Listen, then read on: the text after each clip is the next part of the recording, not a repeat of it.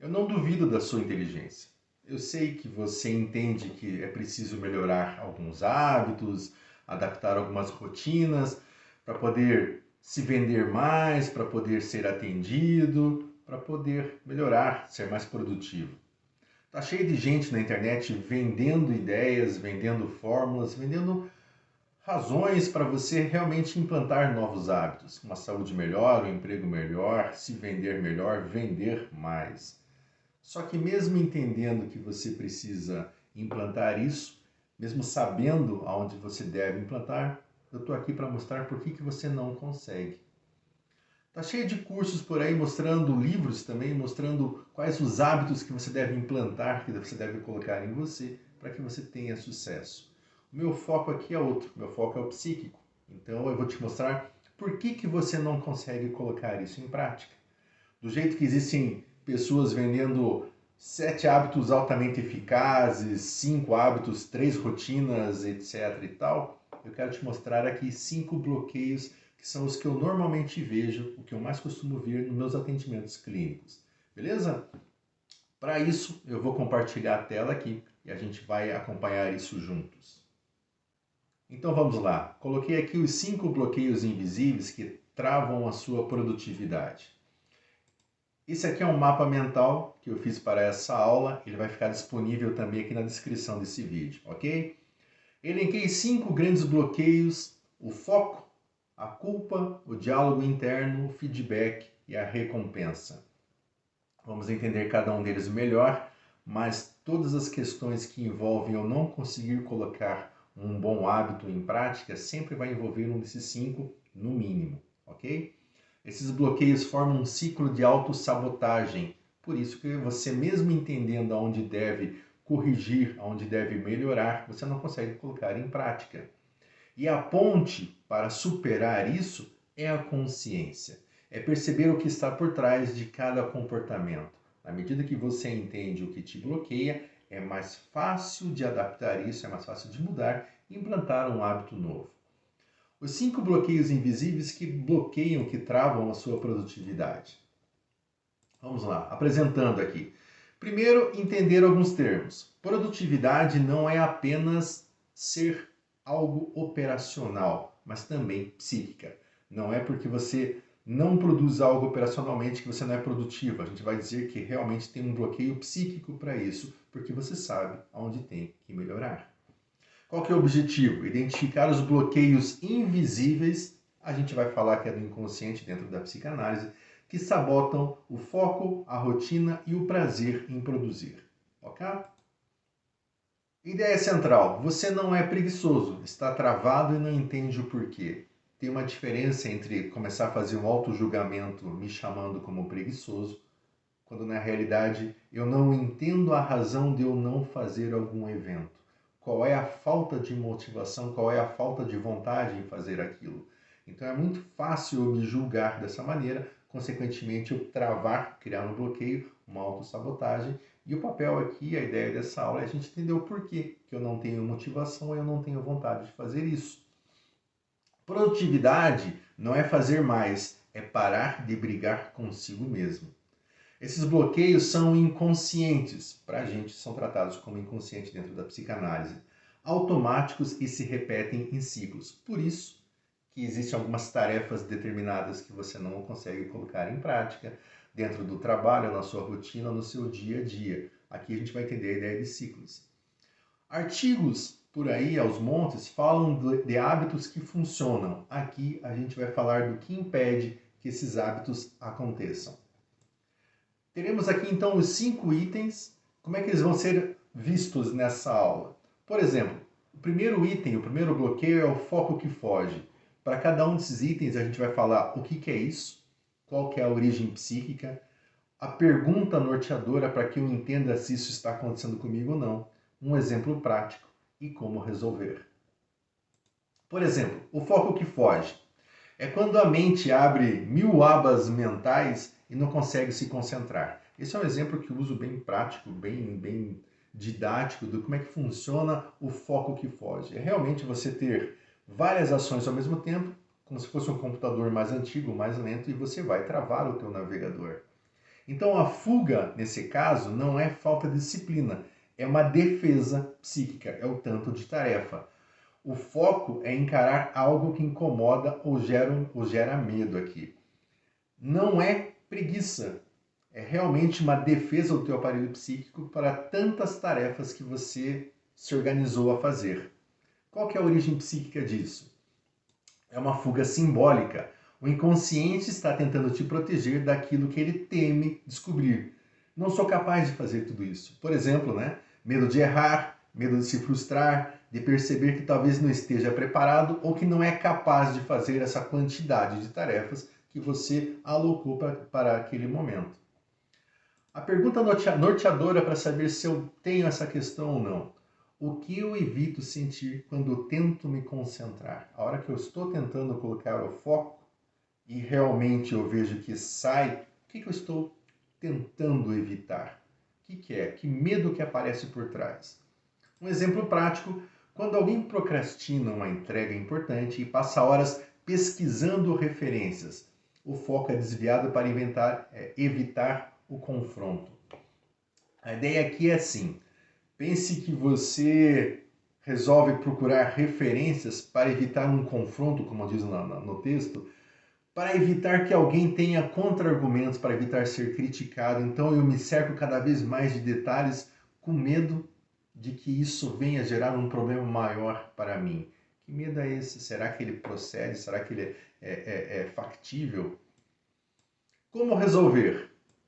Criando rituais de início, por exemplo, desligar estímulos, respirar, definir a intenção por trás disso, treinar a presença e não apenas foco. Realmente eu estou com a cabeça naquele evento, entendendo cada etapa que estou fazendo e transformando o momento de trabalho em espaço de enfrentamento, não de punição.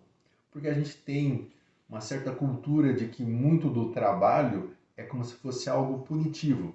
Ah, se não se comportar, eu vou ter que ler alguma coisa como um castigo. Ou a gente até entende, aprende que o trabalho é algo punitivo. Ah, vou ter que ir para o trabalho, vou ter que realizar isso, vou ter que realizar aquilo. Com a leitura psíquica de que isso é uma punição, fica mais difícil ainda. Então a ideia é de tratar de trocar isso de uma punição para um enfrentamento. Segundo ponto, a culpa de não fazer nada. O que é isso? É aquele sentimento de culpa ao descansar, ao desacelerar ou ter tempo livre. É uma ideia inconsciente de que não fazer nada é perda de tempo. E a gente aprende isso. A gente adquire isso, a gente pega isso de alguma cultura da nossa família. A origem psíquica. A gente vai entender isso como um superego produtivo. É aquela internalização da exigência de estar sempre rendendo. É uma associação entre o nosso valor pessoal e o nosso desempenho, como se o nosso valor só fosse possível de ser medido pelo tanto que eu produzo. Logo, se naquele momento eu não estou produzindo, eu não tenho valor. Como é que eu sei que isso pode estar acontecendo comigo? Qual que é a pergunta norteadora? Consigo ficar em paz quando eu não estou produzindo?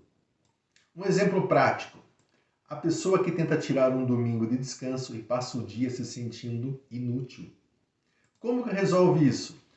Temos que reprogramar a ideia de produtividade. Descanso é parte do trabalho. Criar pequenas pausas intencionais e observar a ansiedade que surge. Doses homeopáticas. Começa devagar colocando pequenos intervalos e vê se fica confortável ou desconfortável com isso. Sinal de que esse bloqueio está acontecendo comigo.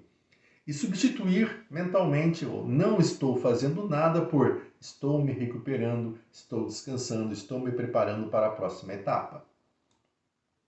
Terceiro ponto, diálogo interno distorcido.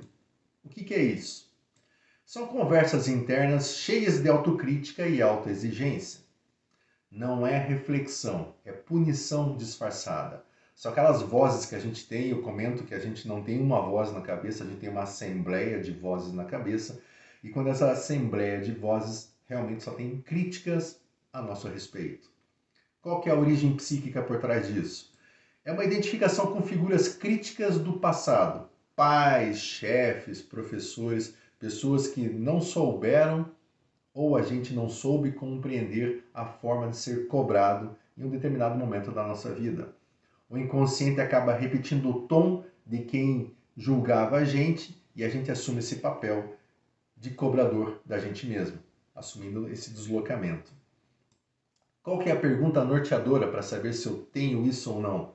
Se fosse meu melhor amigo no meu lugar, eu falaria assim com ele? Aqui você vê se o tom da crítica está forte ou não. Exemplo prático, a pessoa que erra uma vez e transforma isso numa narrativa de fracasso. Como que a gente resolve isso? Observar o tom das próprias falas mentais é o primeiro ponto. Como é que eu me comunico quando eu tenho que cobrar algo de mim? Anotar as frases recorrentes de autocrítica e reescrevê-las de forma empática. Começar a fazer uma substituição ou de forma escrita ou de forma mental dessa forma de se autocobrar. E criar intervalos de silêncio entre o erro e o julgamento. Não precisa ser ação e reação. Não precisa ser o mais rápido possível. Quanto mais tempo eu tomo pensando, descansando entre um evento e a minha reação, eu não levo um julgamento intempestivo, eu não crio um julgamento tão rápido ao meu respeito e consigo remodelar isso baseado na prática anterior de reescrever, de entender como é que está a minha linguagem. Número 4, o feedback cruel.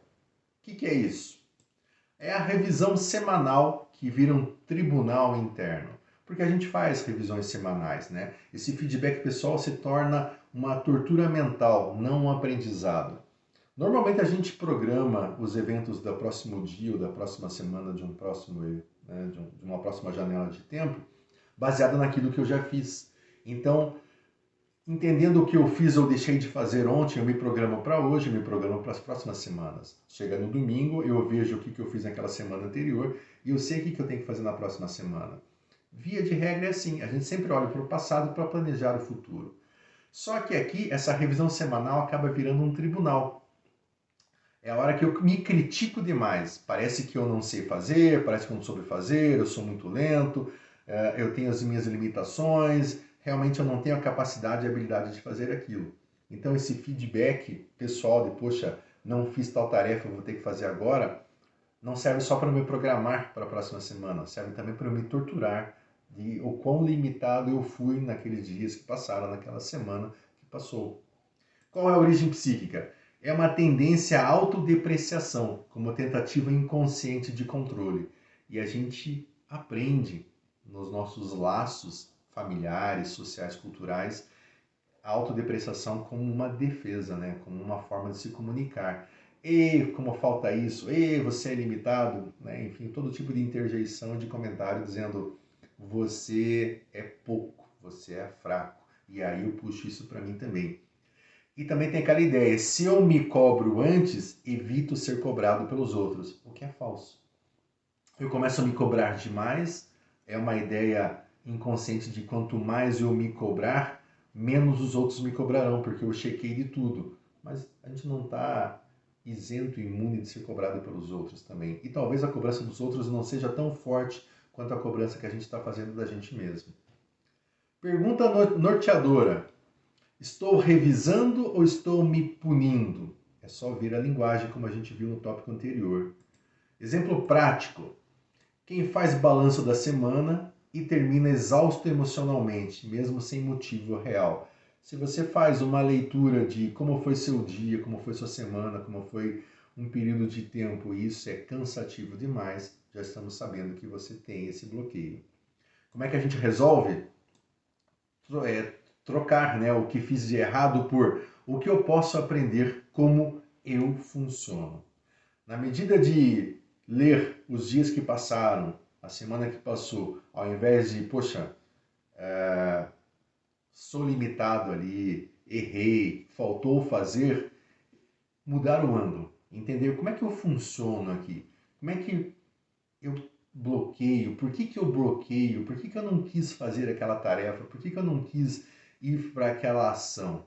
Na medida que eu começo a entender como eu funciono, eu mudo a forma da minha linguagem. Eu sei que algumas tarefas realmente eu não tenho gosto e eu vou mudando essa forma de linguagem, meu feedback vai ficando mais suave comigo.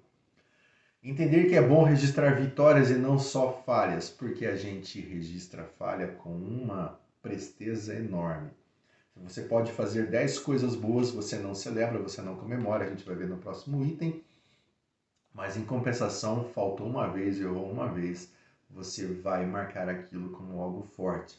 Então, começar fazendo um balanço de registro de vitórias, não precisa celebrar, mas marcar como se fosse um score, como se fosse uma pontuação, para você ver que normalmente você pontua mais em vitórias e pontua bem menos em erros e em derrotas.